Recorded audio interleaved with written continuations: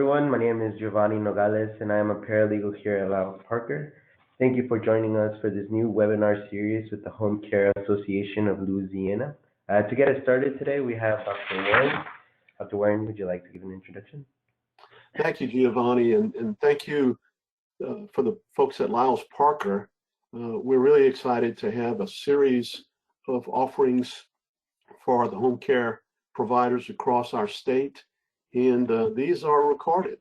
So in the event that you're hearing this and you've got some other folks who are part of your circle there within your own organizations, or perhaps a colleague with another company, we certainly want to encourage you to let them know about this series that we're doing. I spoke with Robert and Paul a few minutes ago. We have the good fortune that this evening in Baton Rouge, we're holding a political fundraiser for two of our home health agency executive and owners who both recently got elected to the Louisiana House of Representatives. Brock Myers with the LHC group is representing the Lafayette area. Peter Egan, who's a former president of our association, is representing the St. Tammany Parish area. And both of those guys have been named to health and welfare in the House. I bring that up because a lot of the things that we're trying to make happen around legislation, regulations, reimbursement, et cetera, we've got to make sure that we are well aligned from a standpoint of the political end of things.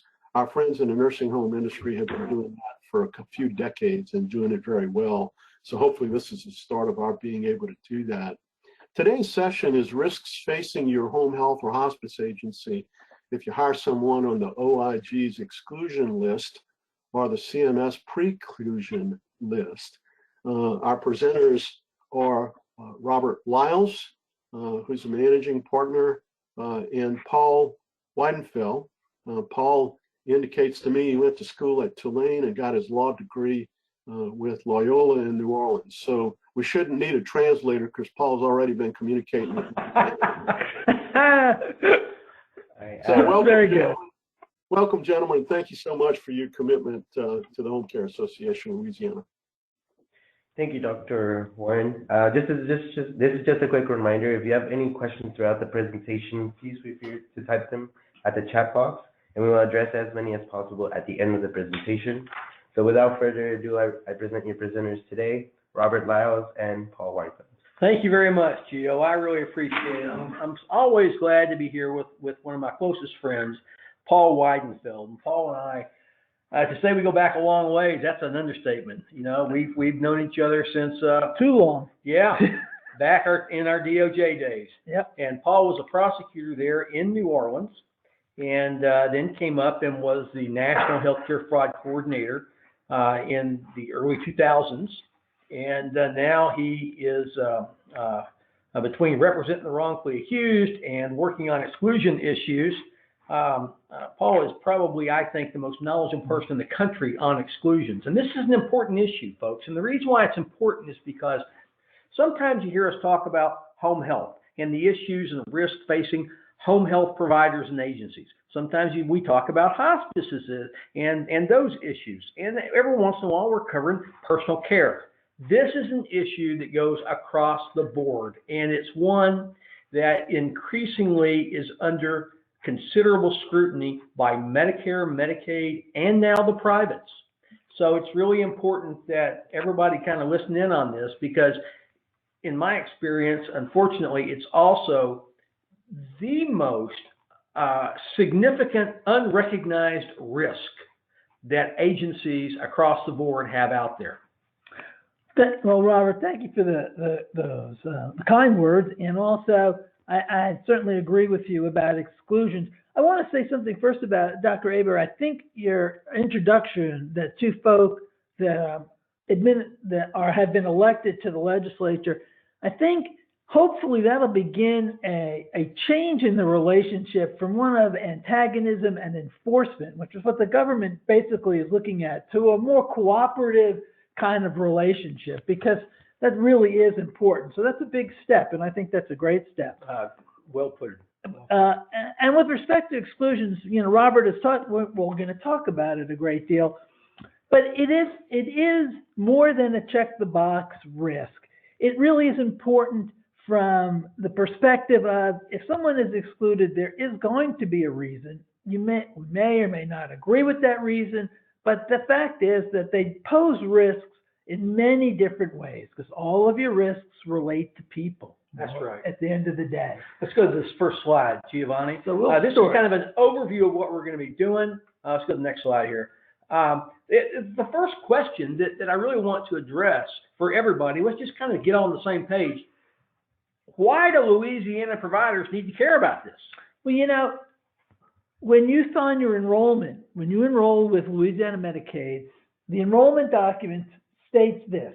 You are required to certify, and certify is a legal word, meaning, you know, you're putting your name, you're signing your name to a document that states this. And you're swearing to the veracity of it. You're swearing to the truth of it, that not now, that they have not been suspended for Medicare, Medicaid, or any health care benefit program. Now, they also say that you've never been excluded now, and never been employed by an excluded entity. So, and that language is really unique, Paul. I don't see that, you know, because we've talked about this, what the rules are in different states.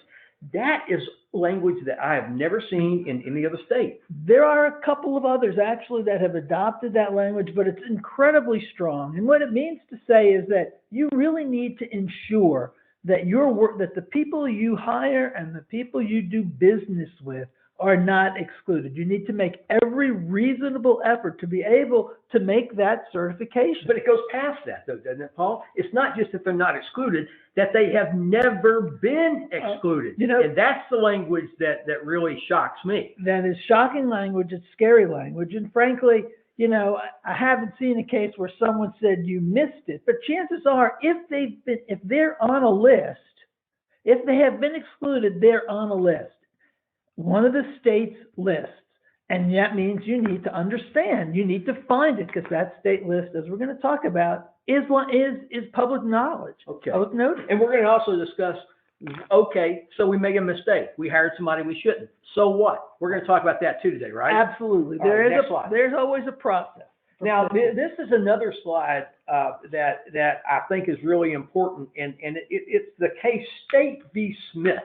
And the reason why this case jumped out at me, and you're the one that really identified this case, Paul, is that, you know, Louisiana is the only state I know of that will go after you criminally. So there is, in fact, a criminal statute. And the criminal statute says that if you're excluded, if you are excluded, and it's a crime for you to try and maintain employment, try to obtain or maintain employment, to work for somebody, or to in any way engage with a federal health care or state health care benefit program. So it's a crime if you're excluded to try and participate in Medicaid in any manner. And so what's extraordinary about this case is that it was a physician who got excluded, and he decided, well, I can continue to bill, because I'm not providing services. In the sense of having a billing company. I'm sorry, you're right. Good. Yeah. Not bill my own not services. bill his own services, but he was going to say, I know how to. The billing process is complicated. I understand the billing process, Yes. so I'm going to have a billing company. That's right. And the fraud control unit, the Louisiana Fraud Control Unit, and I used to work very closely with them, and they were a really terrific unit, by the way. They said that, whoa, you're not allowed to do that. That's in violation of this statute.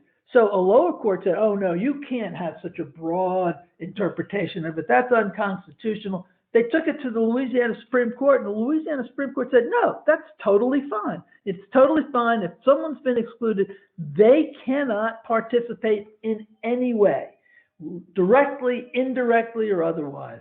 And so I think Robert likes to put these two slides first, to remind people that, look, we're going to talk about what all this means. But keep in mind, this is serious business. It was serious business in Louisiana this was after I was there, but it was serious business when I was there. It continued to be serious. And I also put these slides up front because while exclusions are a big issue for any provider in any state, the fact is Louisiana has taken what I believe is one of the harshest positions in the country when it comes to participation and when it comes to penalties if they catch you doing something you're not supposed to be.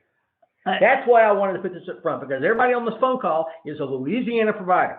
And also, this is the Home Care Association, and to be frank, you are one of the provider types that has a target on your back. That's right. This is where, you know, they're looking for nurses, they're looking for people who have hands-on with patients. Yeah.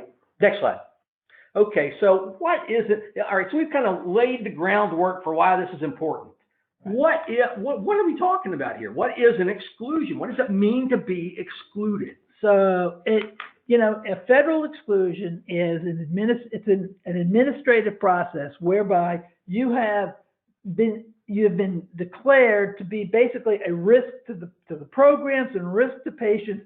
We have administratively made that declaration. There is process we're going to talk about. There's mandatory and permissive exclusions. There's a slightly different process, but the fact of the matter is, if you've been convicted of certain crimes that are either related to healthcare or that are related to certain drug offenses or patient abuse, you're going to be excluded, and that means you cannot participate in the program. Yeah, and as you pointed out, I mean, there's a real reason for this, and we say it up here. I mean, the reason the government doesn't want anybody excluded working in the area of Medicare or Medicaid or providing private or even private payers these days is because they have deemed that these people are a risk to the patients, right, and they're a risk to the financial security of the trust fund.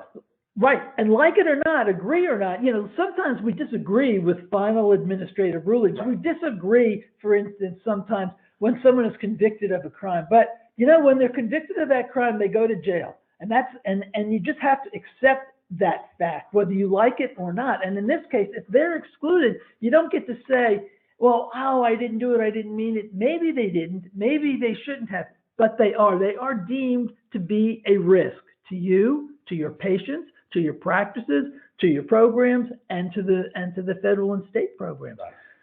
Next slide. Okay, so Paul, we're not going to go over each of these bullets, but the point here is not new. This is not something that's new. Right. Although I guarantee you there are people on this call today who are not aware that they have an affirmative obligation to screen all of their employees, contractors, and vendors every month. They don't know it. They're going to find out now, hopefully. But the point is, if you look at this, this goes back, you know, gosh darn it, 50 years almost. Yep. The idea that certain people should not be able to participate in the program is a pretty well-established idea, and it makes a lot of sense, right? If you've got a doctor or a person who's been convicted of patient abuse, you don't want them in the program. You don't want them with your people. Well, at HHS, you may disagree with the way they do a lot of things, but at the end of the day, which I do. Yeah, but at the end of the day, patient safety and care is their top priority. Absolutely. And they don't want someone who's got that type of a background. You know, they don't want to risk Medicare patients, Medicaid patients, other federal program patients, you know, under the care of someone with that type of background. That's just all there is to it. That's right. Next slide. So you talked a little bit about there being different kinds of exclusions. Can you kind of go over that a little bit more? Just real quick. So there are two types. And these are federal exclusions, by the way, because there's also state exclusions, and Louisiana has its own separate process to have exclusion process. But federal exclusions are basically the mandatory, and they call them mandatory because you will be excluded, and you're actually supposed to be excluded by the OIG if you fall in one of these four categories. And basically, it's if you've been convicted anything related to a healthcare program, fraud related to a healthcare program, you're gone. And that's not just felonies. No, that's absolutely right. That's a really important point. It's any conviction related to if it's directly related to a federal healthcare benefit program, Medicaid is included in that definition, then that's it. So it's even a misdemeanor. Plus, also conviction has its own special meaning. Why don't you talk about that just very quickly? Well, so the idea of a conviction, we often think, and I did in a prior life, I was a public defender representing defendants in these cases, and we would do we would have these processes where it would be where the conviction could be, we would withhold the conviction, or it was expungable, or it could be expunged, and that sort of thing. That still doesn't count. That still counts as a conviction as far as the government, as far as the OIG is concerned, as far as the rules are concerned. So even though someone has an expungable convicted, or it was expunged after the fact, that doesn't count. They don't look at the expunsion. They look at any conviction that's related. So they're really looking at the underlying facts. And that's the other thing that comes up a lot, is that they'll say, well, I wasn't really convicted of a healthcare crime, but OIG will look under. That's a really important. Let's say it's mail fraud. That's a very important distinction. They said, well, I only pled guilty to mail fraud. So that's not it. But what was the underlying basis of So they look at the facts. They don't look at what the conviction title is. Right. Absolutely right. So, and then abuse or neglect. Okay, that's automatic, federal or state, related to health. So now if you have a felony, so the first one you notice is any conviction, as Robert pointed out, right? It could misdemeanor or otherwise, if it's related to a federal or state healthcare program.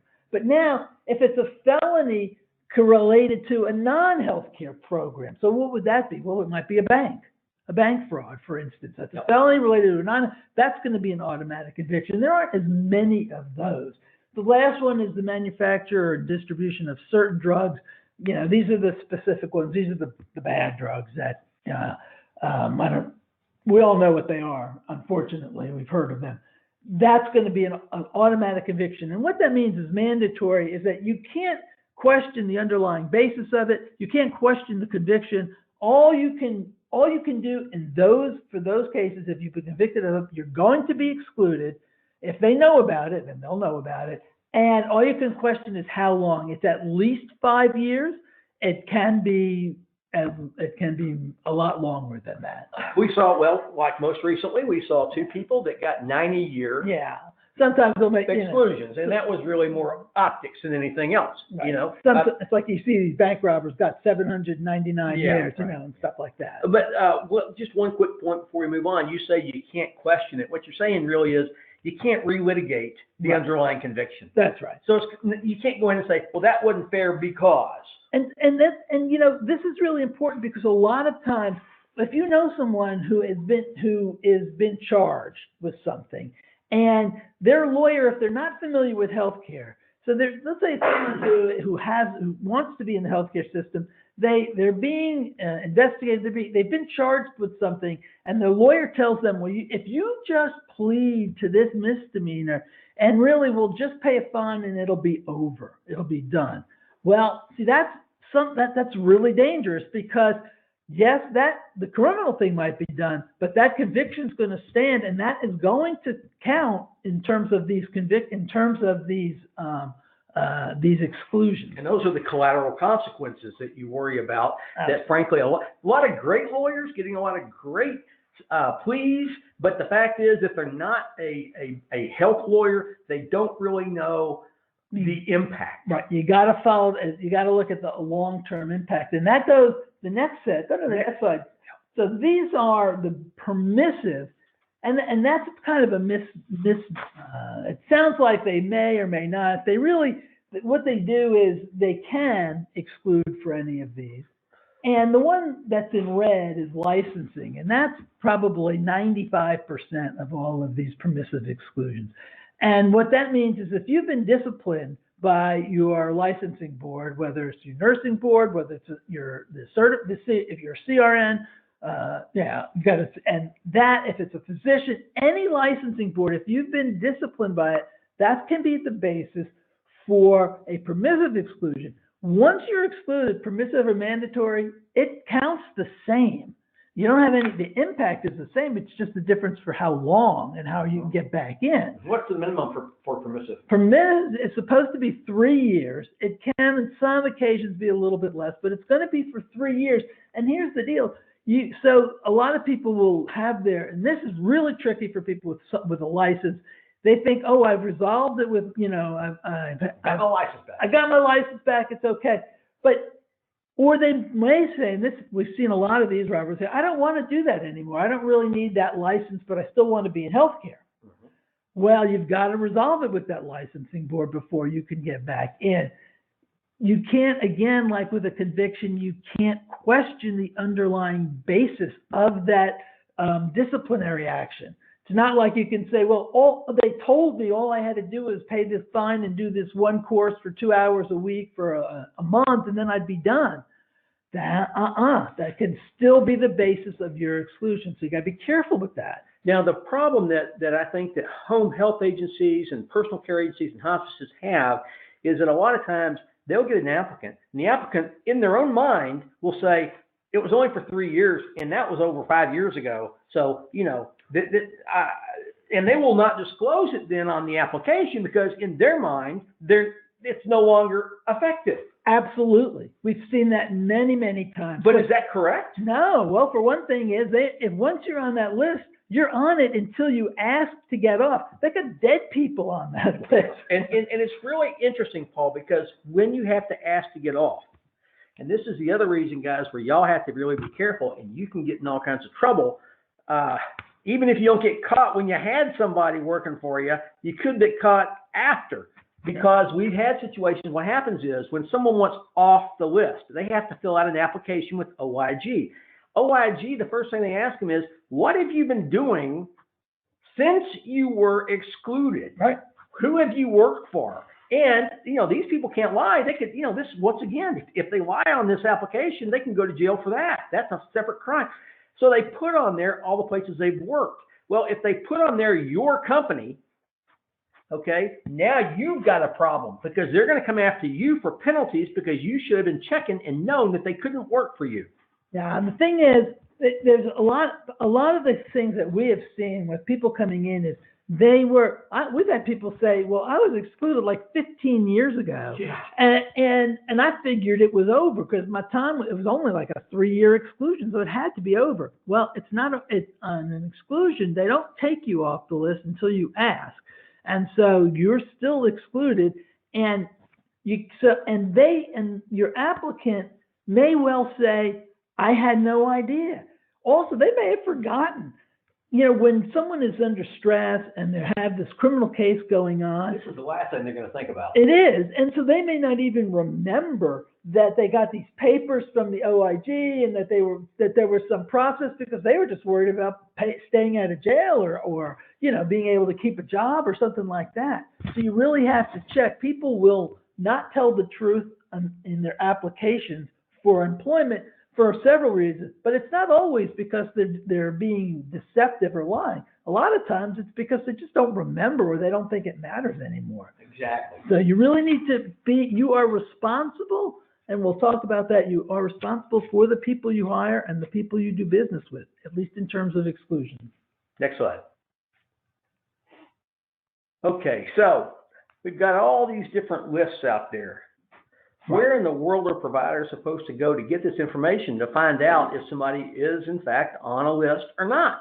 Right. Well, so first of all, the main list is what they call the LEIE, the list of excluded individuals and entities. That's the Office of Inspector General's list, and that's the people that are excluded from federal health care programs. The OIG can't exclude you from anything else because they don't have any authority to exclude you from anything other than a federal health care program, but that's quite a bit. Louisiana has its own exclusion list. Now, you would think that everybody on the Louisiana list would be on the federal list, but that's not so. There are different rules and there are different reasons. And so someone who might be excluded from Louisiana may not qualify for a federal exclusion. And that's kind of tricky. So you can't just rely on the federal list in Louisiana. You got to check the Louisiana list. And the last time I checked and I matched them up, there's quite a discrepancy between them. There are a lot of people on the Louisiana list that are not on the federal list. And there may be reasons, such as one of the main reasons that I've seen is that licensing boards may not have sent that information over. They excluded them from Louisiana. They did their job. They did their discipline, and they felt that was sufficient. Had they sent it over to the OIG, they may or may not have been placed on the OIG's list. But you got to check them both. There are 44 states, I believe, that have their own exclusion list, 7 that don't. Really, the only way that you can answer that certification that was on slide 1 is by looking at all of the other states. Frankly, it's really impossible for an individual, for a practice to do that. You really do need a vendor. We at Exclusion Screening do that as a vendor. You don't need to do us. You get your, you can Google. There are others in that field. I'm not here to tell you, to advertise or anything like that. What I'm here to tell you is that you should check with one of those vendors or several of the vendors. See the one that works for you. But the reason that it's so difficult for an individual to do, for a small practice or any practice to do it, is there are 43 states, 44 states. They're all in different formats. Some are PDF, some are in Word, some are in Excel. How can you possibly do that? Some have different information. Some don't have very much information. It's best to have a vendor to do it, even just to check for your own. Also, it puts in, frankly, a barrier for you. If you have a vendor, then it becomes their responsibility to do it right. And that really relieves you of a lot of issues with respect to, your intent. Because your intent is obviously to do the right thing. That's right. Next slide. All right. So if you have an exclusion, what does that mean in terms of payment and what is the impact of it? What is the impact of an exclusion? If you have someone who is excluded, okay, how does that impact your company if they're working there? Well, I think that Louisiana statute really kind of says it all. Yep. I mean, it says that you can't work yourself. You can't work for someone else. You can't try to work for someone else. You can't try and indirectly participate in the program by providing a service. You can't partially own someone else. It's, as Robert, you like to say, the nuclear bomb. The nuclear bomb. It really is. If you're excluded, then they simply can't participate. And the only way you could hire someone is if you were a large enough company that you could silo them into one aspect of your company that had nothing to do with healthcare. But who could do that, right? I mean, and even the people that can do that, they've got to have a pretty big silo that doesn't affect it. So basically, they can't participate. They can't work as an administrator. They can't work in your billing department. The OIG has taken the position that really, if you provide a bundled service like a nursing home, then you can't even have a volunteer because a volunteer who cleans the outside, because that's what part of the bundle pays for it. So it really can't have any impact, any direct, indirect. You're done. But it's not just employer staff, is it? It's also contractors and vendors. Oh, absolutely. I mean, it's like it's who you hire and who you do business with. Because if you're doing business with somebody, if they're a vendor and they're providing you a service that you then ultimately are billing, you can't do that. So, so if you had, the classic case was the second slide. If your biller is excluded, you can't do that. He can't work for you, but you're equally responsible because you can't use him to provide that service. That's right. And we've had some interesting cases that have come up in recent years where a referring physician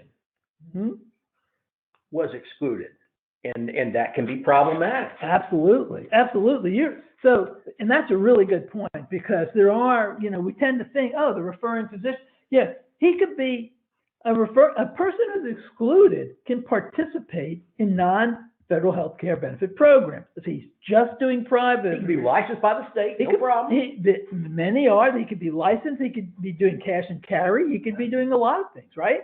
So if a doctor, if you have a relationship with one of those doctors, and they're going to look to provide, like they often would look to provide in the past, nursing homes and things like that, where they're not directly billing their services, but they can't do that. And so if you've got someone like that, you have to be careful about the people making the referrals to you, because you really need to screen them. Make sure that they're not on that exclusion list, because they may be trying to do an end around, or they may be practicing, and it may be perfectly legit. They're practicing. They want to make a referral.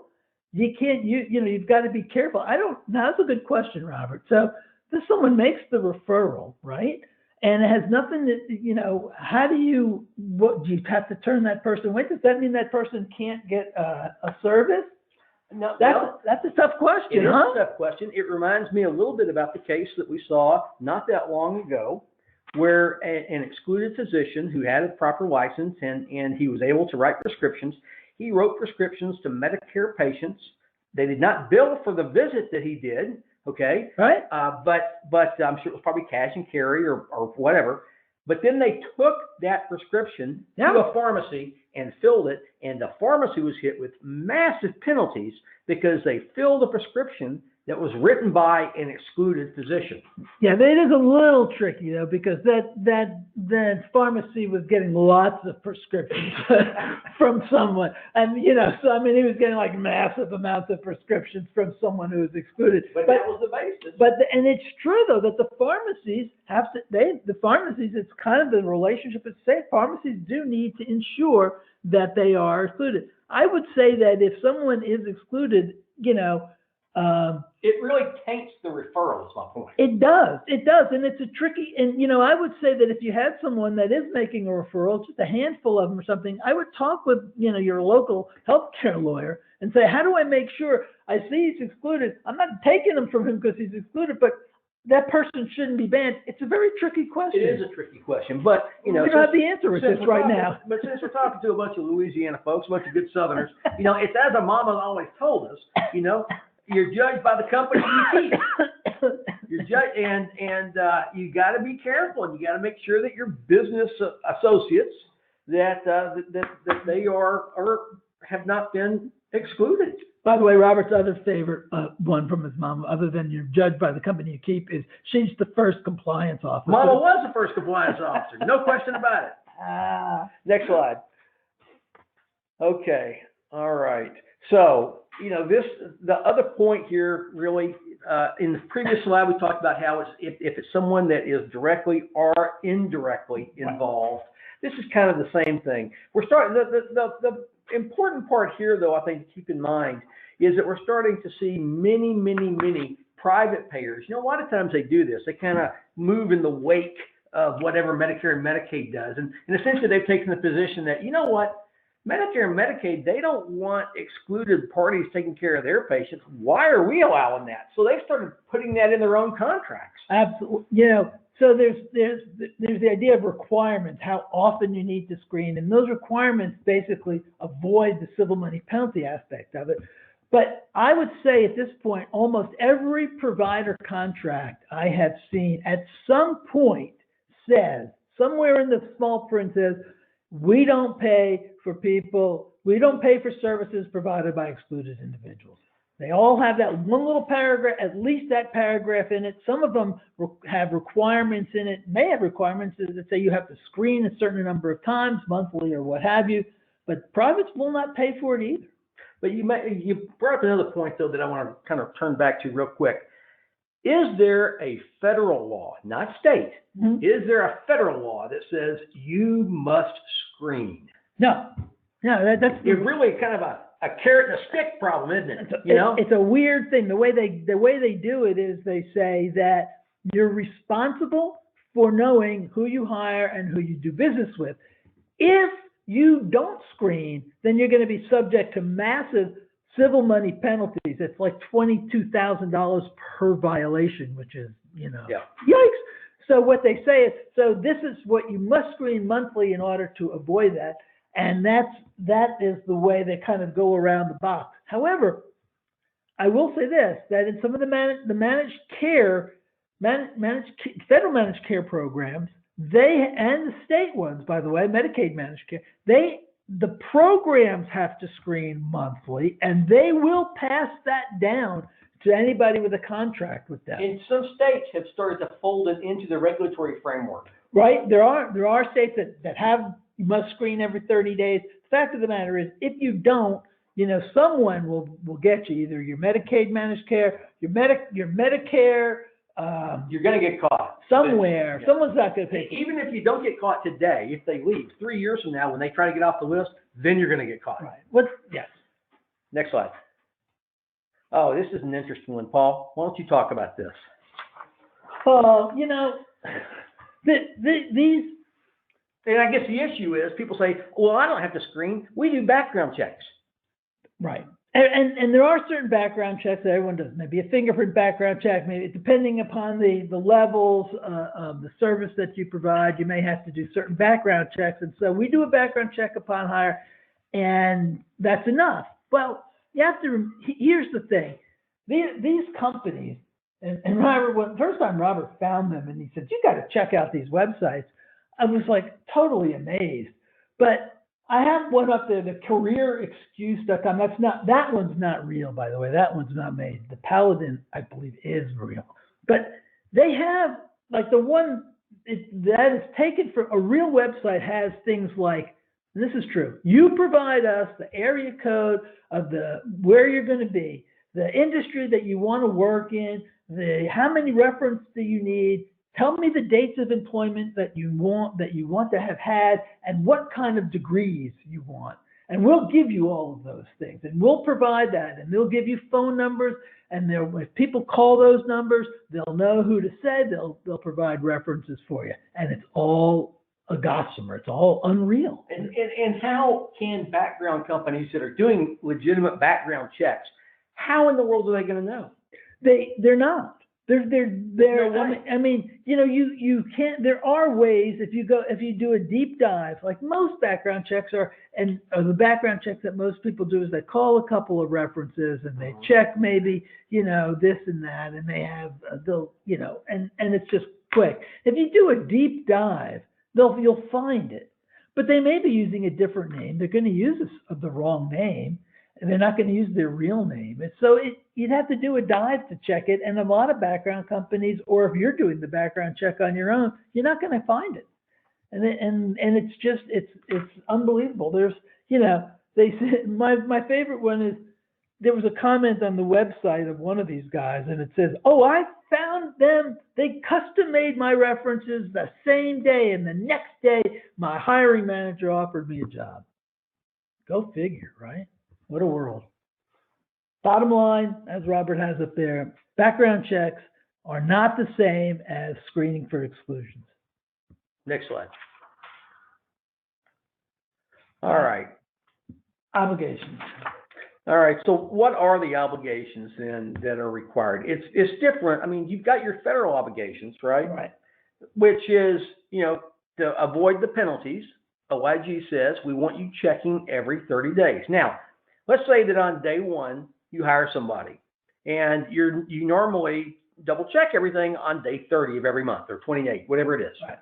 Well, now you've got somebody on board who has been there for 28 days. Does that mean that you don't have a problem for those 28 days? No. Let's start with this premise.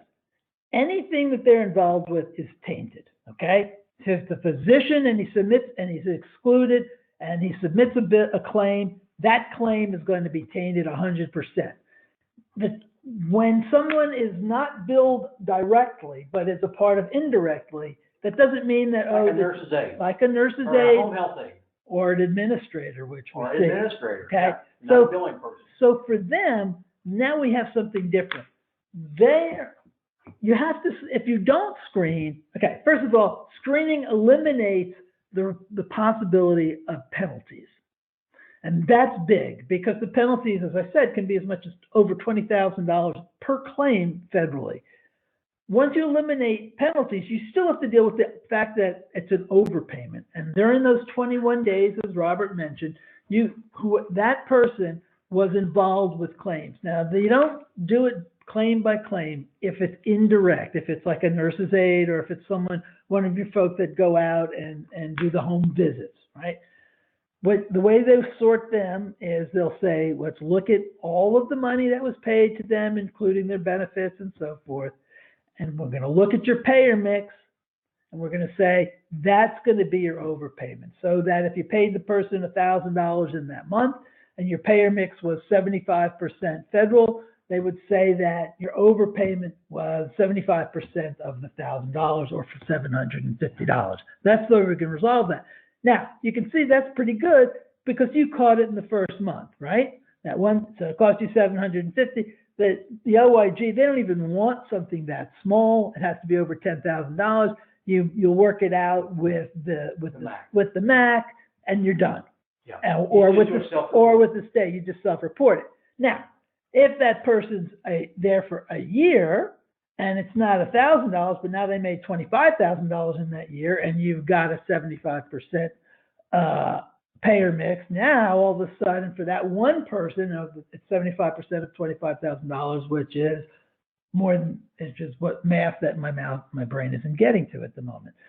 I think 17,500 or something. Well, you say it's an amount that requires reporting. It's an amount, and now that's one person, 1 year, who's not making a whole lot of money. But what if it's an administrator, which is someone we've seen who's been there for 3 years, and you're paying, and you have to pay back $75,000 back? Yep. And that's why you need to screen. You limit it to And the problem, of course, with 3 years is you're not going to have the 30-day excuse anymore. Right. So you are going to be potentially subject to penalties. Right. Right. That's going to be that amount. That amount is going to be a proxy for the overpayment, but you're still going to have to work out something for the penalties with the OIG. Yeah. Next slide. So the rules vary. The rules do vary from state to state. But here's the, I've been thinking about this now for a decade, really, and the bottom line is, you want to, from a risk perspective, right? The risk is not just the penalty that you pay to the government or the money back. That's a big risk. But think about the risk of someone who's been convicted for, say, patient abuse, for someone who is just committed fraud. They're putting you and putting you at risk, putting your business at risk. And so what you need to, the basic is everybody requires that you screen upon hire. They essentially, and 1 month and monthly thereafter.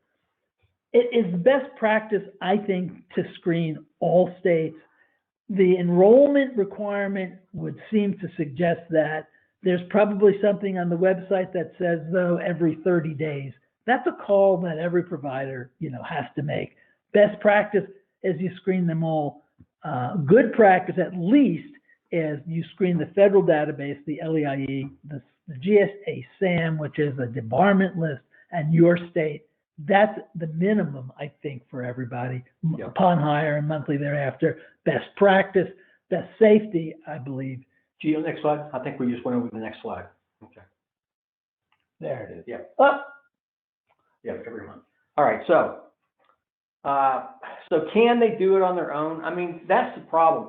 Theoretically, it's possible, but if you're going to really do the full Monty, okay, because you can't. I mean, the problem with only doing your own state is that, in my opinion, is that states, while they've gotten better over the years, many states are still really, really bad about reporting to the LEIE.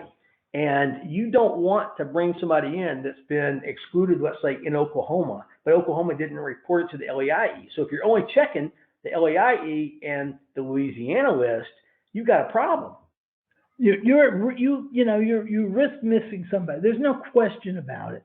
But there's no way someone can do all 44 states plus the GSA plus the LEIE. That's the problem. They can't. I mean, you have to imagine 44 different things. The data fields are different. The formats are different. Every aspect of them is different. And like I said, some are Word, some are Excel, some are PDF. But even, Robert, here's the thing. Even if you're just screening the LEIE, okay, that's got 78,000 names in it. The GSA SAM has 140,000 names in it. And the Louisiana list has something like, I think 8,000 to 10,000 names, if I recall correctly. All of those are in different, at least they don't line up together. Some have first name, first name. And so even if you're just doing those, and I say even just, that's still okay. That's better than that's at least gets you going well. That's right. That's hard to do on your own. You're going to spend a lot of time looking at lists, 140,000 names, 78,000 names, and then the Louisiana list as well. A vendor can do that really pretty, and it should be able to do that relatively inexpensively. You probably don't have tons and tons of employees, vendors, and contractors. And so, check 2 or 3 vendors. Okay, next slide. All right, now, I know we're talking Louisiana. I did leave a couple Texas slides in here because there's some interesting language that I want to share with you. Let's just go to the next one real quick.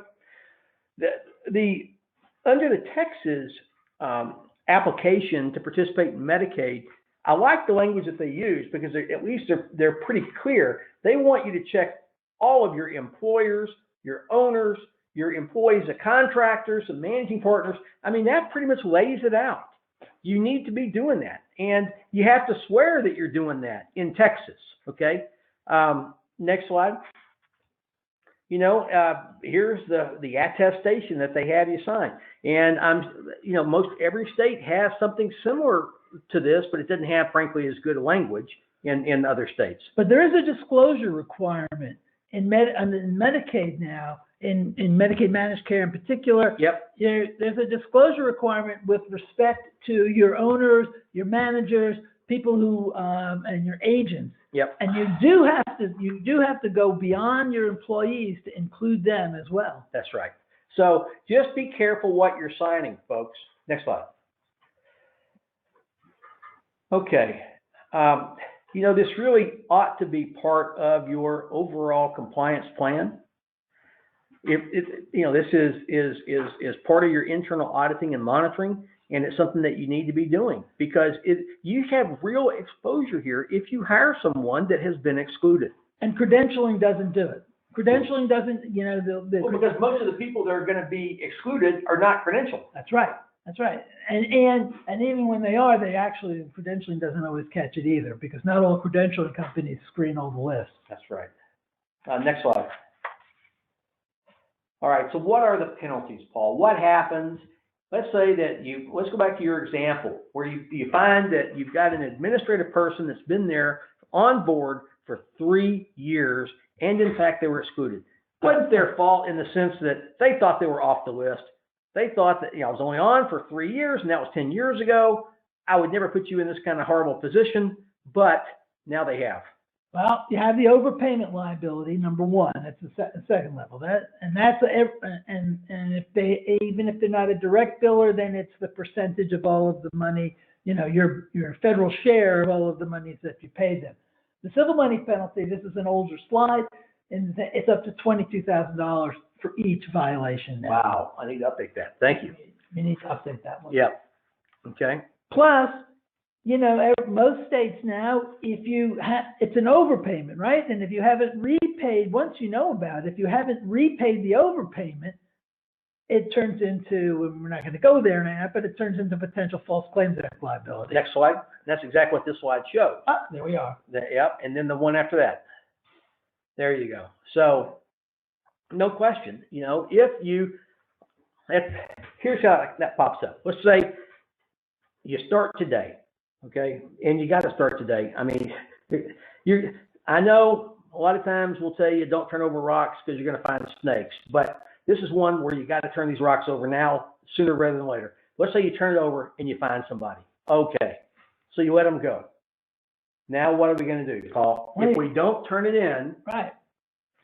Let's just, and it's a potential overpayment and possibly the rest of it. What happens to that overpayment? That overpayment turns into possibly to so an overpayment, that is an unpaid overpayment after your period of investigation, whatever that is, it becomes a liability to the government. It becomes money. It's now no longer an overpayment, but now it's an amount that you are with. It's essentially, it becomes stolen money as opposed to a simple overpayment. Before it was an accident. Right. Before it was just money that you had to pay back. It's kind of, but now it becomes money that you essentially took by fraud. So now it's a false claim. And now that money, what was a claim that was not unpaid overpayment. That claim now is a fraudulent claim, or potentially one. And so, yikes, right? Exactly. Next slide.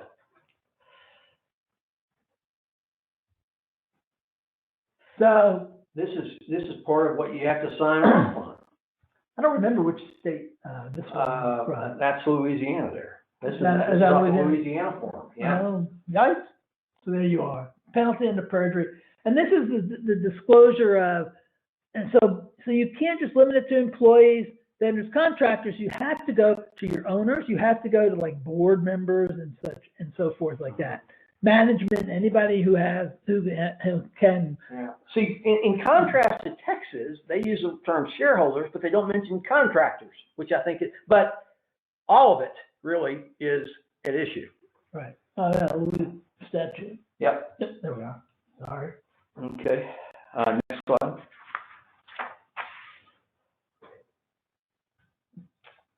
There we are. This is really talking about, what are the primary problems, and the primary problems, of course, is licensing, just like you said. So if you looked at that slide, the top one, the 44% related to license, those are going to be the permissive exclusions. The 50.7, those are going to be the mandatory. Mandatory. Yep. Yep. And there they are. Yep. Next slide. Okay. So let's just assume that we're going to start this today, and oh my goodness, we found the problem. Okay. Well, here's the questions you need to kind of sit down and ask yourself and to kind of answer, to kind of figure out really what is your exposure here. But the only way to really fix this without the problem getting worse is to make a self-disclosure. And the federal self-disclosure program, they have, there's a protocol there that's pretty easy to follow, but you don't want to be, if it's large enough to do that, and it has to be over 10,000. Yeah, they just raised it to 20. They raised it to So if your issue is less than 20,000, you don't have to go to the OIG. That's great. Yeah, but then you still have to explain the situation, Right. and you can send a check to the MAC.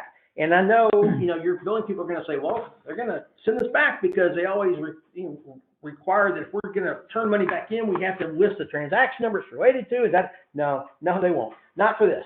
You can explain what happened and also explain your arithmetic, because they're going to want to know how you came up with the number you came up with, and they'll take the check. And it's best to do this through counsel. This is not something that you really want to do on your own. It really is.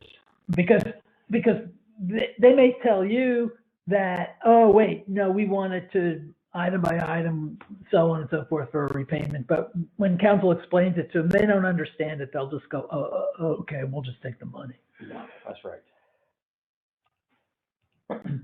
Okay. All right. Now, let's say that we have somebody, Paul, who is excluded, and for whatever reason, we really want to employ this person. Are there any exceptions to hiring an excluded person? Yeah, I mean, I think I mentioned before, number one, if this person has no connection, direct or indirect, with claims being made. That's right. But that's, you got to be careful, because that's you making that determination versus the government. Right. And I'm not sure that it's ever going to, I mean, the cost of adding, of having that, they'd have to be someone you really wanted and that you were really comfortable that they were totally unrelated. But that could be done. Yeah. And the problem, though, is that, in healthcare, we don't have, it's not like some businesses where they have certain cost points, where people are paid out of certain cost points where the revenues come in. That doesn't really happen that much in healthcare. So you have to show that this person's salary and benefits and overhead, none of it is being paid by federal programs. And they can't they can't be partial owners anymore, or they can't indirectly get paid out of the benefits of it. They can't market for you. They can't indirectly market for you. We've seen cases where people that were in the business tried to stay in it by, doing marketing. Can't do that. The waiver, you can. In 20 years, I've gotten 2 waivers. They're very rare. They only do one a year, maybe 2 years, not many. You actually have to have like the head person in the area from the state Medicaid program, from the state Medicaid program, and from the federal in that In area. that region, yeah. Right, the top person in that region and the state, if they sign off on the need, it's possible. Where you would get that is if you were providing a service, the only service in a rural area, that sort of thing. I've seen down in the valley in South Texas, how they would have a specialist, and that was the only specialist that did it. They would only allow them to do in that particular area, couldn't do work anywhere outside of that area and bill it to federal programs. I have seen a couple of advisory opinions, or at least one, where I was surprised, but they found that someone could do some marketing that was only very tangentially related. So if it was close, they would listen, and I've seen them listen. It's a pain in the neck to go through that process, but I have actually seen one or two where you could get through it. Doesn't happen very often. No. Next slide. Okay, we already really kind of talked about that, I think. We talked about that too, and we covered that already. There we go. All right, so here's some interesting recent cases, just to kind of put some color to what's happening out there, Paul. This was a pediatric home health company. This is in January, just last month, and they paid $377,000. The interesting thing about this one though was, they hired someone who was excluded. Not only did they have to pay a bunch of money, but they also excluded the practice for 20 years. What's really interesting about this, if you look at these lists, it's an office manager. The second one's a nursing assistant. In other words, that these are often, it's a group home. I've seen them for people who sit at the front desk. It's not, there's a tendency to think of the billing providers, i.e. Right, the docs or the therapists. Yeah. Right? Yeah, that's not who it is. And that's who they're thinking about. None of these are those. Exactly. And the other thing that's interesting about this list is this is a list, these are enforcements that were affirmatively initiated by the OIG. These, if you go to their self-disclosure list, there are a lot of exclusion self-disclosures for a lot of money. I don't believe that these were those. No, that's what I'm saying. You can tell because they say that it's a self-disclosure list. These were all initiated by an investigation conducted by the Office of Inspector General. They have their own Which is always going to cost. That's always going to cost you more. If you turn yourself in, you're going to get some credit for that at least. When you've got the OIG looking at your stuff, that's never a good sign. And it tells me that they have their own unit that they are conducting these investigations looking specifically for exclusion. That's right. Okay. Next slide. Okay. The whole point here, this is a lot of yellow, but the whole point here though is, the whole point here is, even if your time of exclusion has lapsed, you're still on the list until you're off the list. Right. That's the bottom line. And it's hard, and people say, "Oh, I'll just get off the list." Well, that's great, but it's not easy to get off the list. It's not. You got to fill out that application, and where have I worked for the last 8 years or 10 years? And actually, they won't even send you the full application until they're convinced that you qualify. No. Back up 2 slides. There you go. Yeah. So it's really important that you know the rules, and if you've got someone, it could be a great employee. We're not saying these folks aren't great employees, but for whatever reason, they found themselves, excluded at some point. So, you gotta be careful. Final slide then, final remarks. Back it up 1 slide. There we go. There really are significant penalties here, and it's something that you can't really escape from it. If you make the mistake and you employ these folks, you've got to be careful because you can be subject to all kinds of civil monetary penalties, False Claims Act penalties, overpayments, and the rest of it. There's a question here. Do you recommend exclusion screening for companies on the payer's side? Yes. Yes, I mean, in fact, exclusion screening does represent or does do screening for payers, for insurance companies. Are they asking us that we're to screen payers? Is that what the question is, you think? Should you screen your payers? Well, you wouldn't screen payers, but payers are going to screen you. Absolutely. And exclusion screening does do that for some of the, I believe that they do that for some payers, don't they? Oh, yeah, absolutely. Absolutely. Payers are screened. Do you recommend exclusion screening for companies that are on the payer side? So I think that's the way the question reads. If the question is, should you screen your payers? I wouldn't think so. I mean, if you're talking about Blue Cross, I mean, those are your payers. Yeah, I'm not sure what they're asking for there. I think that they want to make sure that they're, because you get paid by a dozen different entities. I don't think that you would need to do that because they're screening you. Yeah, but it is a good idea. All these docs that are sending you business, you need to be screening them. Absolutely. You need to be screening all your staff, all your vendors, all your contractors, and you need to be doing it every 30 days. Right, and the docs that do that renew or re-up the renewal application, when you for ongoing services and so forth, they may not have done the initial referral, but they may be doing the you have the recertification. That's the word. Thank you. You have to screen them for sure. Right. So. I think that was the only last question. So thank you so much to our presenters, Robert and Paul, for that information. And thank you to our attendees and Dr. Hebert for joining us today. Any other remarks you want to say, Dr. Warren? Again, just thank you very much. We certainly appreciate the collaboration and look forward to bigger things ahead for the community of folks that provide care at home. Thank you very much, gentlemen. You're welcome, and good luck. Good luck on your legislative initiative. I think that's great. Thank you. We'll keep you guys in the loop. Okay, sounds good. And to our attendees, I'll be sending a copy of the PowerPoint slides tomorrow. And if you have any other further questions, please reach out to the number at the slide. And have a great Tuesday.